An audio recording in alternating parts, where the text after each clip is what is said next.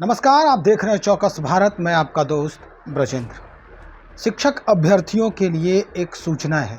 दरअसल ये सूचना ये है कि अगर आपको ये पता चल जाए कि आप अभी जो फॉर्म भर रहे हैं बीपीएससी से शिक्षक बनने के लिए और वो अचानक से खटाई में चली जाए, तो हो सकता है आपके माथे पर एक चिंता की लकीर खिंच जाएगी। जी हाँ, इसी संदर्भ में आज हम बात करने पहुँचे। हमारे साथ एक IPS सर हैं, अमिताभ दास सर हैं। इन्हीं से बातचीत करेंगे कि कैसे यह खटाई में पड़ सकती है ये परीक्षा और ये शिक्षकों की नियुक्ति प्रक्रिया। सर, फॉर्म भरे जा रहे हैं शिक्षकों के लिए। गर्दनी बाग में लगातार इसके लिए धरना प्रदर्शन किए। जब मौका मिल रहा है, इसके बावजूद भी कई बार जो है उन्होंने नकारात्मक स्थिति को जाहिर किया है अपने कि ये सही नहीं कर रही है आयोग। अब मध्यावधि चुनाव की भी बात चल रही है। नीतीश कुमार ने खुद ही कहा है कि कभी भी चुनाव हो सकते हैं। परीक्षा अगस्त में होनी है। क्या हाल होगा? शिक्षक क्या नियुक्त हो जाएंगे इतने समय में? नहीं, वही मैं शुरू से कह रहा हूँ कि ये पलटू राम का बहुत बड़ा गेम है, बहुत बड़ा खेल है, जिसे अभ्यर्थियों को समझना होगा, है ना। जिस दिन ये ऐलान हुआ था, शिक्षा मंत्री ने कहा था कि अब शिक्षक नियमावली बन गई है, बहुत आकर्षक वेतनमान होगा, इसमें स्टेट वाले बैठ सकेंगे, ये सब बैठ सकेंगे, जो नियोजित शिक्षक हैं वो भी इसको पास करके राज्यकर्मी बन सकेंगे, और बहुत ये सब ऐलान हुआ था। उसी से मैंने कहा था कुछ नहीं होने वाला है, ये सिर्फ चुनावी झुंझुना है, चुनावी लॉलीपॉप है, कुछ नहीं होने वाला है। अब देखिए कैसे कैसे हो रहा है। अब देखिए फॉर्म भरना तो शुरू हो गया जी। हाँ, शिक्षकों के इम्तहान की तारीख भी घोषित कर दी गई है, अगस्त महीने में है। 19, 20, 26 और 27 4 दिन इम्तहान की तारीख भी हो गई घोषित। बीपीएससी ने उसका एक सिलेबस जैसा भी ये दे दिया है।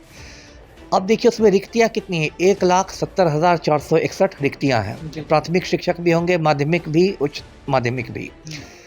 और 1,70,461 रिक्तियाँ यदि है, इसका कि उससे कई गुना, कई लाख लोग बैठेंगे।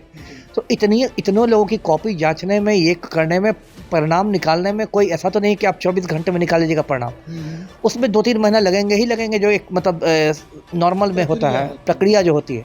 अब इस बीच जैसा कि अभी सत्ता के गलियारों में बहुत चर्चा है, और आज पलटू राम ने भी कहा है कि हो सकता है चुनाव का बिगुल बज जाए, लोकसभा चुनाव का, कि नवंबर में चुनाव होंगे। और सबको मालूम है कि जिस क्षण चुनाव का ऐलान होता है उस क्षण से आचार संहिता लागू हो जाती है, कोड ऑफ कंडक्ट। उसके बाद आप नियुक्तियां और ये सब नहीं कर सकते हैं। उसके बाद मुख्यमंत्री को एक बहाना मिल जाएगा, नीतीश कुमार को, कि भाई देखिए अब तो हमारे हाथ बंध गए हैं, अब तो आचार संहिता से हमारे हाथ बंधे हुए हैं, अब तो हम चुनाव आयोग ने ये कर दिया है। और इससे क्या होगा कि जो पूरी प्रक्रिया जो है वो खटाई में चली जाएगी। अब ये भी नहीं समझे कि ये जब चुनाव जब हो जाएंगे उसका ये प्रक्रिया निकलेगी, क्योंकि इस बात की भी संभावना है कि यदि महागठबंधन का परफॉर्मेंस अच्छा होता है चुनाव में, बहुत अच्छी सीटें जीतती है, तो हो सकता है कि बिहार विधानसभा की चुनाव थोड़ा पहले करा दिया जाए। ये बात भी है। तो फिर बिहार विधानसभा चुनाव में लगे रहिए, और इधर अभ्यर्थियों की उम्र निकली जा रही है। तो देखिए, मैं बताता हूँ किस तरह से सरकार करोड़ मजाक करती है। अभी हम लोग जून 2023 में ये बात कर रहे हैं। जून 2022 में इसी पटना में गर्दनी बाग में गर्मी में बैठे हुए थे ये अभ्यर्थी लोग धरना पर। हाँ, और उस समय उनको ये कहकर उनका धरना तोड़वा दिया कि हाँ जाइए घर, अब बस जुलाई में निकलने वाली है अधिसूचना, जुलाई में। अब बताइए 2023 की जुलाई 15 दिन बाद से शुरू होने वाली है, उनको लटका दिया गया। तेजस्वी ने कहा था प्रचार के समय कि कैबिनेट में पहली बैठक में, किस तरह से देखिए लोग झूठ बोलते हैं, पहली बैठक में 10 लाख नौकरियां दी जाएगी। पता है, इसकी प्रक्रिया होती है ना, सरकार में एक आप चपरासी की नियुक्ति नहीं कर सकते हैं बिना विज्ञापन निकाले हुए। उसमें विज्ञापन निकाला जाता है, आरक्षण नियमों का पालन होता है, रोस्टर सिस्टम है। तो पहली बैठक में आप 10 लाख लोगों की नियुक्ति कर दीजिएगा।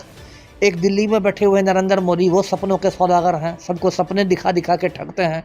15 लाख आ जाएगा आपके अकाउंट में, तो 100 दिन में काला धन आ जाएगा देश का। 100 ये हो जाएगा, स्मार्ट सिटी बन जाएगी, बुलेट ट्रेन चल जाएगी, है ना, देश का काला धन आ जाएगा, दाऊद इब्राहिम पकड़ा जाएगा। और कुछ नहीं हुआ।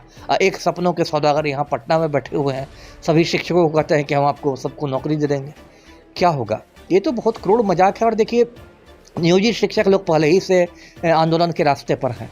मैं एक शिक्षक नेता का इंटरव्यू सुन रहा था, वो कह रहे थे कि जो मानसून सत्र होगा बिहार विधानमंडल का, तो नियोजित शिक्षक, लाखों नियोजित शिक्षक आके घेराव करेंगे, तो वो तो पहले ही गल फुलाकर बैठे हुए नियोजित शिक्षक। और उनका कहना भी सही है, उनका कहना है कि यदि हम 16 साल से पढ़ा रहे हैं, 17 साल से पढ़ा रहे हैं, तो हमारी वरीयता का तो ख्याल रखना चाहिए था, सीनियरिटी का तो भी तो कुछ ख्याल रखना चाहिए था। और हमको बिल्कुल फ्रेशर के बराबर दिया गया है कि आप एग्ज़ाम पास कीजिए तब आपको राज्यकर्मी का दर्जा मिलेगा। तो उनकी बात में भी दम है कि वरीयता भी कोई चीज़ होती है ना।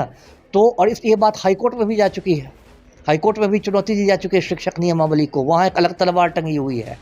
तो चुनाव आयोग की तलवार टंगी हुई है, पटना उच्च न्यायालय की तलवार टंगी हुई है, इन दो तलवारों के बीच ये शिक्षक अभ्यर्थियों को क्या होगा बताइए। लेकिन अब जो स्थिति बन रही है, लोग तो फॉर्म भर रहे हैं, परीक्षा के लिए भी तत्पर हैं, पढ़ाई भी शुरू कर दी है कि भैया ठीक है नौकरी हो जाए किसी भी कीमत पर। अब सरकार अगर इस तरह से कर देती है और अचानक से चुनाव आता है, तो क्या वाकई में ये शिक्षक अभ्यर्थी जो है वो अब वो कदम उठाने के लिए स्वतंत्र हैं सरकार के खिलाफ कि हम आपको अब वोट नहीं करेंगे? अरे वोट नहीं करना तो एकदम उनका जनतांत्रिक अधिकार है, जनतांत्रिक अधिकार है। जब तक वो शांतिपूर्ण रूप से अभ्यर्थी विरोध कर रहे हैं तब तक बिल्कुल सही कर रहे हैं। मैं लगातार यही करता हूँ कि विरोध कीजिए लेकिन शांतिपूर्ण तरीके से। तो वोट का अधिकार तो जनतंत्र में नागरिक का सबसे बड़ा कहते आए हैं वो लोग कि हम अगर मेरी बात नहीं सुनती है सरकार तो हम इनको चुनाव में बिल्कुल और करना चाहिए। मैं ये नहीं कहता कि भाजपा को वोट दे दीजिए, क्योंकि वहाँ भी एक से एक बड़े ठग बैठे हुए हैं, लेकिन आपके पास एक नोटा का भी विकल्प है। अब तो ईवीएम जो होता है, मशीन जो होती है, उसमें एक नोटा का भी विकल्प रहता है कि आपको कोई प्रत्याशी नहीं पसंद हो तो नोटा का बटन दबाइए। तो नोटा भी एक विकल्प है आपके पास, कम से कम आप अपनी नाराज़गी तो जाहिर कर सकते हैं। हज़ारों लाखों यदि नोटा का बटन दबाते हैं तो उससे भी तो सरकार को मैसेज पहुंचेगा कि इतने मतदाता आपसे नाखुश हैं। जी चलिए सर, बहुत शुक्रिया जानकारी देने के लिए। तो ये स्थिति है, हो सकता है कि जिस तरह से आईपीएस सर ने एक जो आइडिया है वो बताने का प्रयास किया है, इन्होंने अपने अनुमान से ये कहने का प्रयास किया है कि हो सकता है सरकार इस परीक्षा को भी खटाई में डाल दे। पहले भी हो सकती है ये प्रक्रिया, सरकार अगर चाहेगी तो 1 से 2 महीने के अंदर रिजल्ट पब्लिश कर सकती है और नियुक्ति प्रक्रिया भी चुनाव के पहले कर दी जा सकती है। लेकिन अगर टालने की मंशा होगी सरकार की तो निश्चित तौर पर जैसा ये बता रहे हैं वो कहानी सुननी पड़ेगी, देखनी पड़ेगी। खैर, अब अभ्यर्थियों को क्या कुछ करना है, अपने जो कहते हैं स्वविवेक का प्रयोग करना वो ज़रूरी है कि कैसे अब उस परीक्षा पर आश्रित रहेंगे या कोई ऑप्शन और देखने के लिए अग्रसर होंगे। बहरहाल बने रहें हमारे साथ। बहुत शुक्रिया आपका।